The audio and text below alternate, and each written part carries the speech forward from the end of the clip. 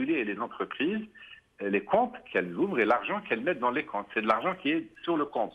Il n'est pas en billets, il est sur le compte. Donc, à vue ou à terme. Donc, ce sont donc, en termes d'exigibilité, on distingue M2 et M3. Eh bien, la monnaie fiduciaire est plus importante. Ce sont les billets qui ont été fabriqués. Donc, l'un dans l'autre, vous avez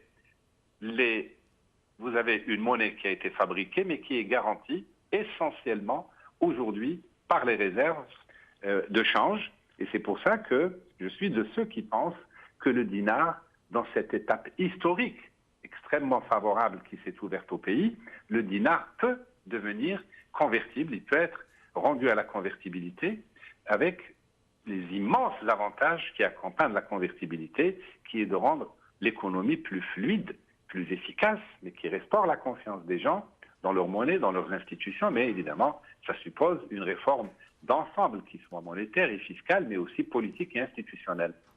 Ali Benouari, vous n'avez pas répondu totalement à ma question, Oui.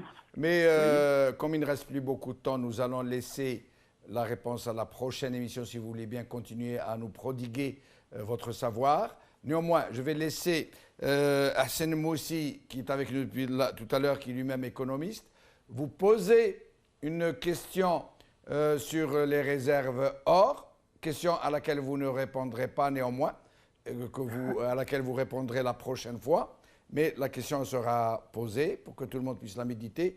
Entre-temps, Hassan Moussi, merci d'être avec nous et merci de poser votre question. Merci Jamal Azoul, bonjour tout le monde. Merci Ali Benouari, que nous estimons beaucoup pour ses diverses qualités et son attachement à notre Algérie. Dommage, vous me dites d'avance qu'il ne répondrait pas à la question. Il répondra la prochaine fois. Il répondra la prochaine fois et je vous promets que vous serez des nôtres pour... Excellent. Donc, voilà. donc ma question, Jamal, vous m'entendez Jamal? Oui, oui, on vous entend et Ali Benouari aussi. Excellent. Donc ma question, c'est que dans l'optique, moi je vous parle dans l'optique où ceux qui sont aujourd'hui à la tête du peloton resteraient encore 3, 4, 5 ans. C'est dans ce cadre que ma question donc serait posée. Nous avons enregistré 179 milliards de dollars de réserves de change à fin 2014. Nous avons enregistré 159 milliards de dollars à fin juin 2015. Donc en 6 mois, nous avions consommé quelque chose comme 20 milliards de dollars. Donc je sens que ça va vite et ça ira encore plus rapidement puisque nos quantités de pétrole à exporter vont baisser et donc le montant en devises cumulées va baisser aussi. Ajoutez que ce montant sera aggravé par la chute du prix du baril du pétrole. Je suppose que nous sommes donc à un niveau plancher aujourd'hui. Donc je dirais que est-ce qu'avec le...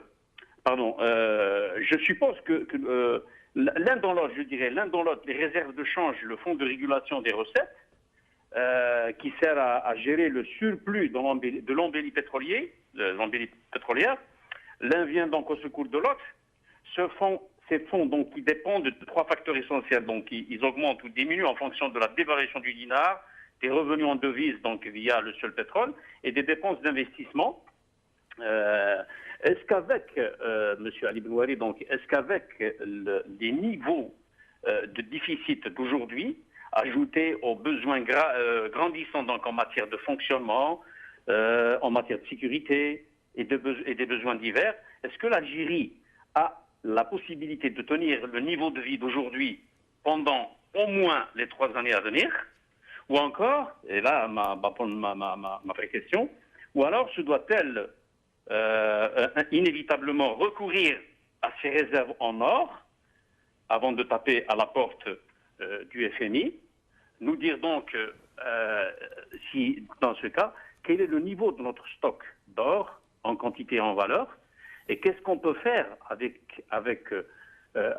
cet or-là s'il est encore je dirais s'il est encore là, s'il est encore disponible, en plus bien sûr de ces 173 tonnes d'or donc acquises récemment. Voilà. Merci Hassan Moussi.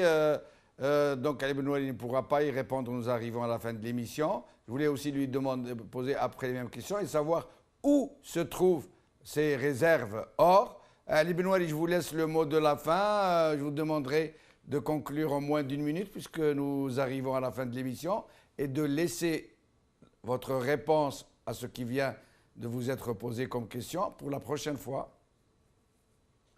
Vous me demandez où se trouve l'or ou vous attendez Non, la prochaine fois? nous voulons juste que vous concluiez par quelques mots et que vous nous promettiez de revenir pour répondre à la question qui vient de vous être posée et d'autres questions aussi de gens que nous inviterons pour venir vous en poser. Oui, j'aimerais, pour conclure en attendant la prochaine émission, c'est de dire que la variable, je parlais tout à l'heure d'une variable d'ajustement. C'est-à-dire que si nous ne faisons rien, nécessairement, un jour viendra où nous serons conduits à dévaluer, soit parce que nous serons pris à la gorge et on le fait nous-mêmes, soit parce qu'on sera contraint par le FMI ou poussé par les créanciers parce qu'on va revenir à l'endettement. Et cette dévaluation sera gigantesque, bien entendu, vous pouvez l'imaginer, et elle va effacer tous les pouvoirs d'achat accumulés qui ont été distribués au cours des 17 années qui viennent de s'écouler. Autrement dit, ça va réduire à néant le pouvoir d'achat des citoyens qui est déjà, comme vous le savez, extrêmement bas. Voilà un peu pour dire simplement... Merci. En fait, j'avais indiqué déjà, je crois, sur votre antenne, Oui, en sur effet. les deux paramètres, le taux de change et les réserves de change. Oui, on y viendra la prochaine fois, Ali Benouari. Nous arrivons à la fin de l'émission. Malheureusement, c'était très intéressant. J'espère que nos téléspectateurs